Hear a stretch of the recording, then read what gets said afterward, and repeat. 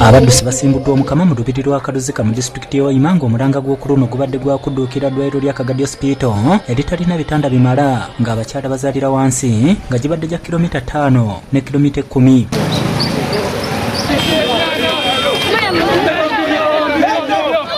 Aba Postbank bawaddeyo obukadde 15 nga bo aba Betway bawaddeyo ebitanda eby'omulembe 10 n'ebikozesebwa ebirala.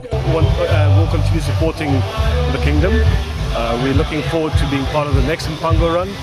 That's the kind of contribution that we can do, as I said, because it's sport related. Sport is what we do, and if sport can contribute to health issues, even better.